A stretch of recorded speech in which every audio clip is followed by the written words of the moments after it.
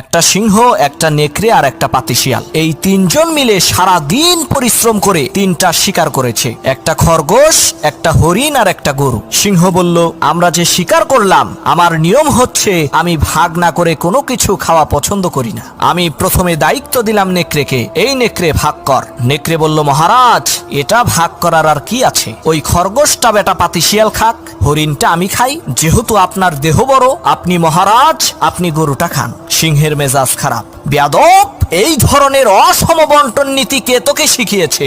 এক থাপ্পড় মেরেছে, নেকড়ের কল্লা 50 হাত দূরে যেয়ে পড়ছে। এবার সিংহ শিয়ালকে বলছে, এই শিয়াল ভাগ কর বেটা। শিয়াল কয়, মহারাজ এর মধ্যে ভাগ করার কিছু নাই, আপনি ব্রেকফাস্ট করবেন খরগোশ দিয়ে, লাঞ্চ করবেন হরিণ দিয়ে, আর ডিনার করবেন গাভী দিয়ে। মহারাজ খুব খুশি। হে রে শিয়াল রে, এত ইনসাফ ভিত্তিক বন্টন নীতি কে তোকে শেখালো রে? শিয়াল বলে, কিছুক্ষণ আগে যে কল্লা দিয়ে গেছে